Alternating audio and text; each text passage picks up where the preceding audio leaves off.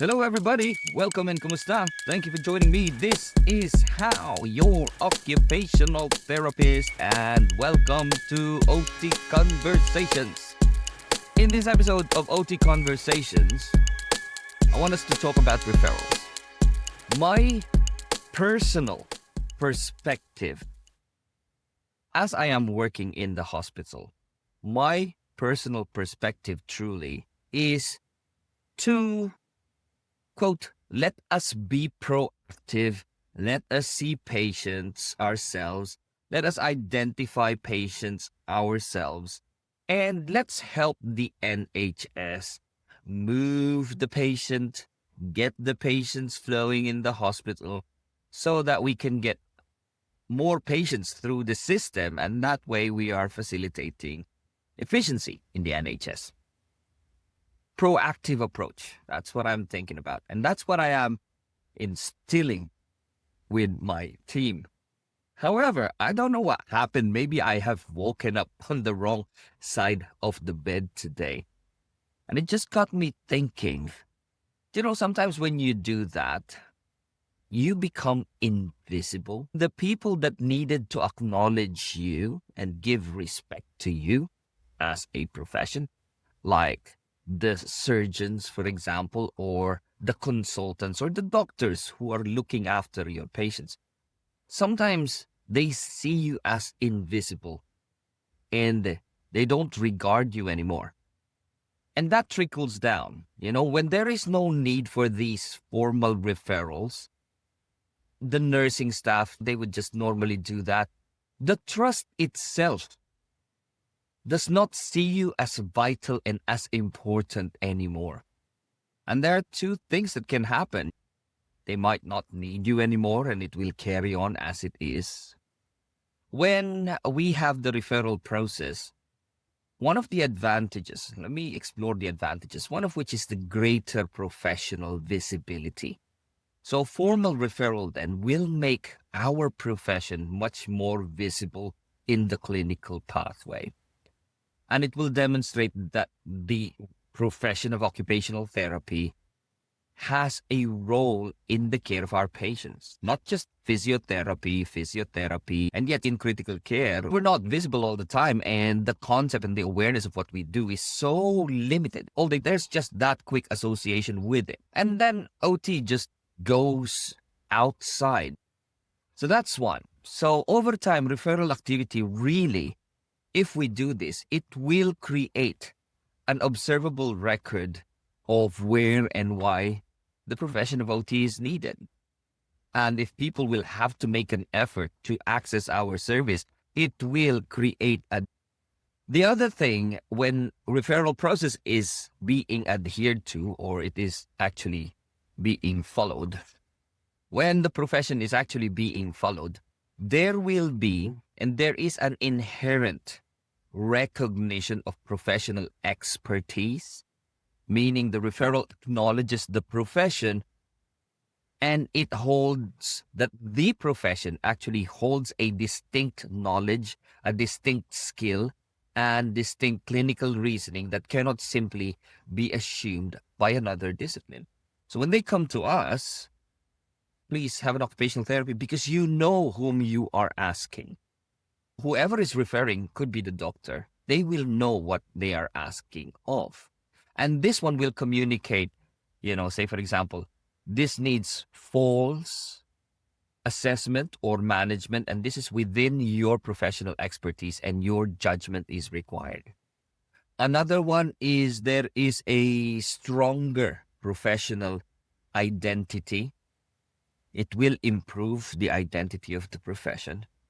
And if we have a clear referral pathway, it will help define what the profession... Right, so where are we now?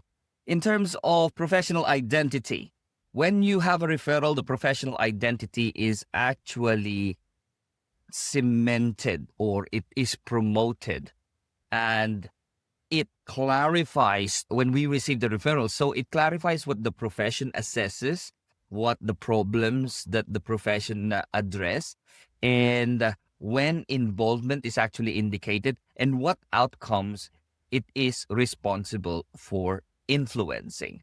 So it strengthens the professional identity, and so it reduces the ambiguity.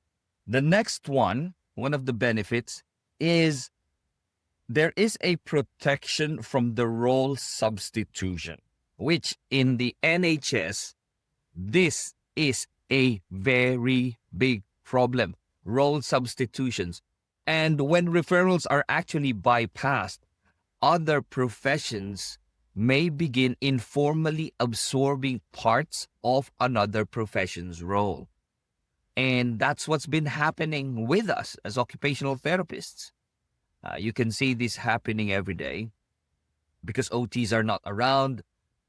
The physios would have gone there because they're involved early. They would have identified all the social concerns, the home environment, the context, the issues, the family situation. And then when they come to us and they see commode, I'll just refer you to an OT. So that is purely 100% insulting when that thing happens, and it's so annoying. Okay. But if we're there early, then you get the duty, you get the responsibility of establishing the context at home, and you get to meet the family way ahead of everybody else. So when that happens, you still can collaborate with MDTs, but it when you have the referral, it actually protects the professional ownership and the accountability. And in terms of audit, there are many ways you can do this. You can formally audit things. So this would be having a referral would mean that there's going to be an evidence of the demand for the service. So this will work with you two ways. It can happen in a good way. It can happen in a bad way. You don't have the referral, people will start avoiding referrals to you. Then you don't get to edit it. But the ones that you are involved with, you can edit that. But that's informal. You can read this out, or you can measure this in the service. If the system is EPR, if you have electronic patient record system, it's much more easier to do the audit. But it's an evidence. But you can see, you can measure that in terms of the progress of MDT's awareness to you. You know, like at first when you started, there's only one of you or two of you, and you get like 3 referrals in a week. And then when there's a bigger team, then you can see that there's a demand and there's more referrals in a week. So that happens.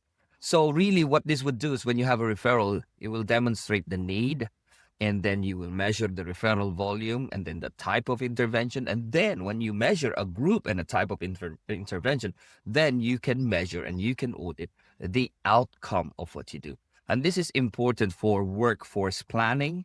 It'll be effective for service development, for business cases, establishment reviews, and protection of posts at the moment. So that's very, very helpful. And without these formal referrals, professional activity can occur. It still happens, but it remains statistically invisible unless you have your own personal log, right, where you log in the amount of patients that you have. That's one. Now, another benefit is that there will be a better workforce justification. So if you have a referral system, you can use it for a better workforce justification, meaning it's not easy to just demonstrate the unmet demand when referrals are informal or they're inconsistent or they are bypassed. So if you have a good system, it will show it allows the service to actually show how many referrals were received, the referral reasons, the waiting times, the unmet demand, the complexity, and the staffing that is required to respond to those referrals. And it creates a stronger evidence for additional staffing and service expansion.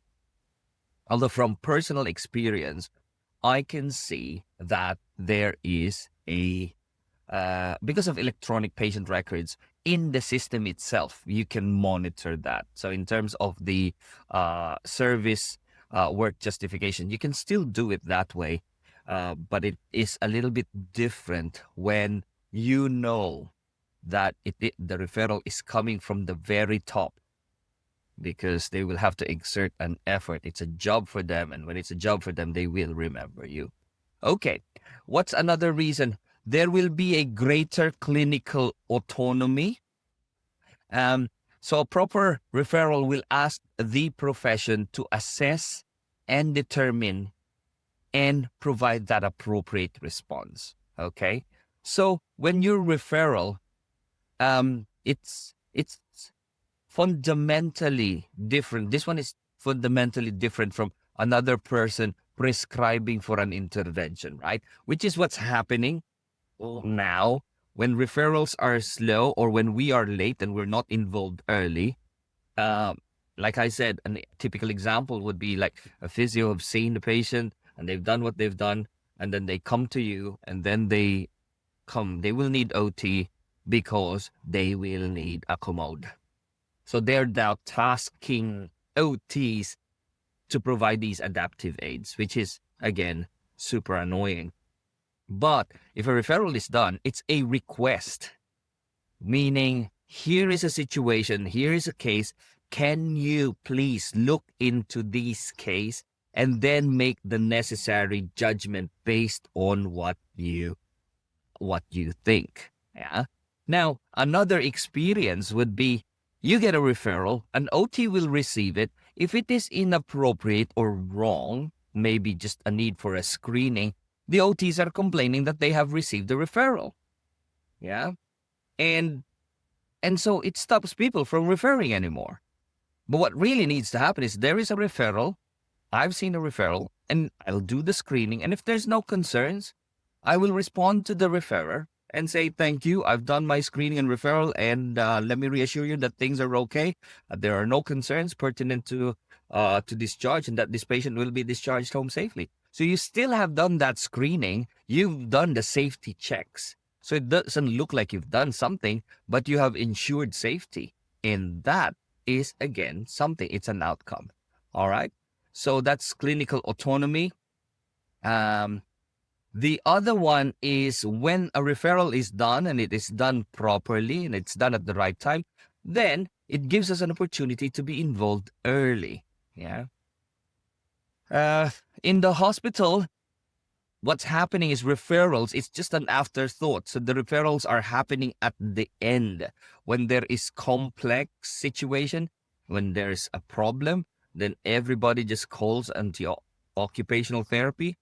If there's anything that they cannot resolve in terms of going home, they will refer to an OT, but it's last minute. We could have been involved early. We could have prevented those time and the gap.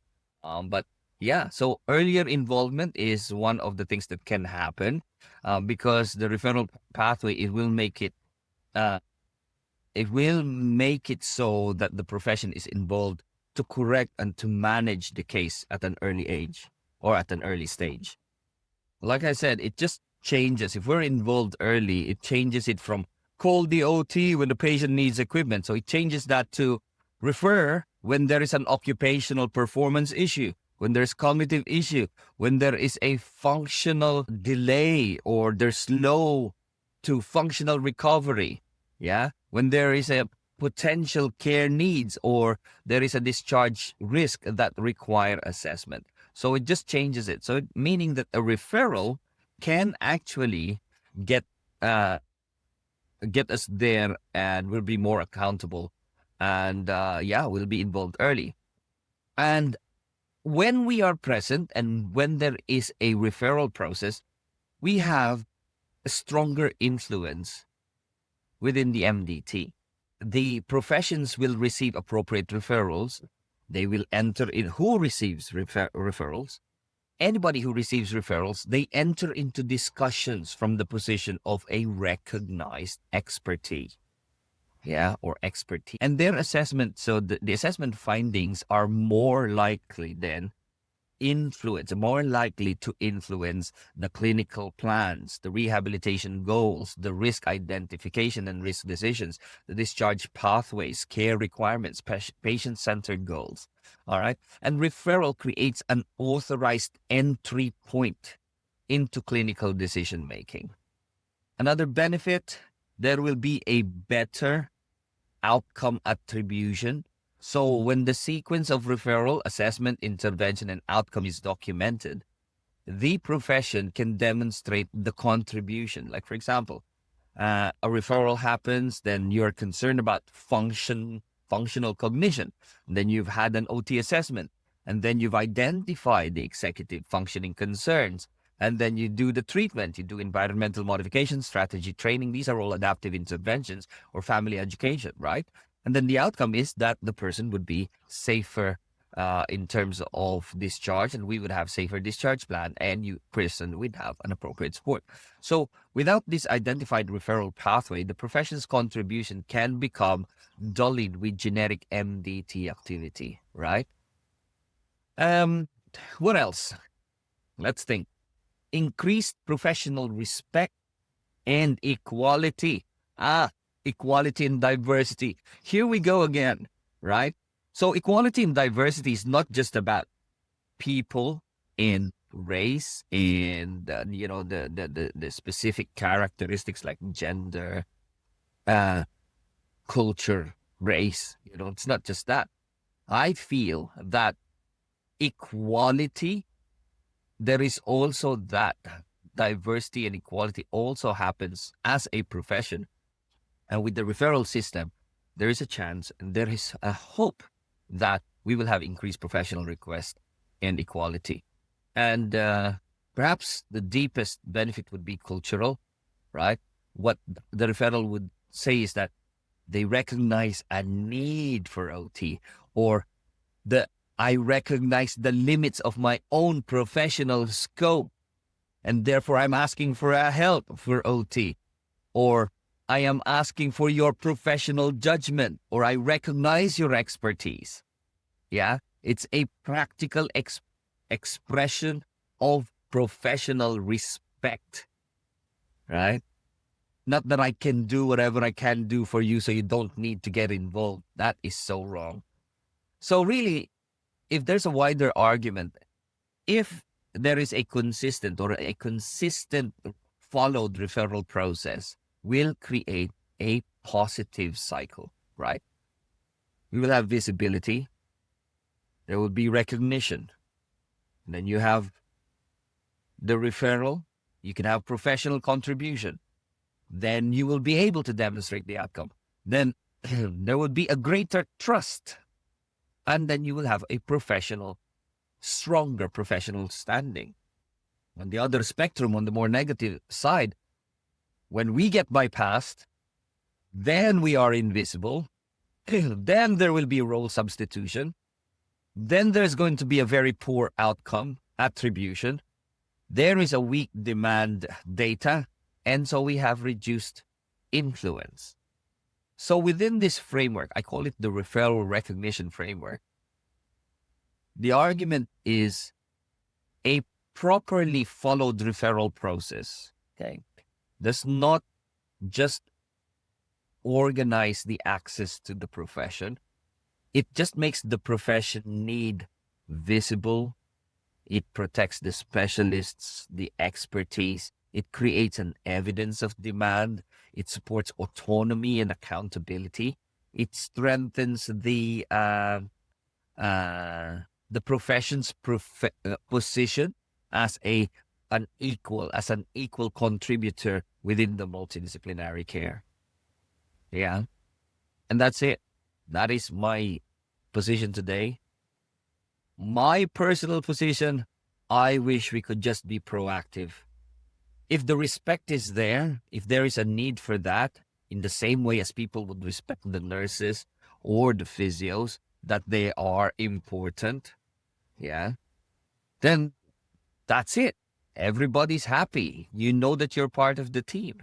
But until that day comes, I don't know. I'm really torn. Maybe we have to rely on referrals. And it's not just the nurses or the physios who would be referring to us. Because at the end of the day, they would have little accountability in terms of the care of the patients. Overall accountability. Because the overall accountability falls on the owner of that case. In which case, if it's the NHS, it is the doctor.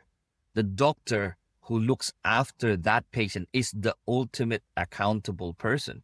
So maybe it should be these doctor or the consultants or the surgeons or whoever owns the case, yeah?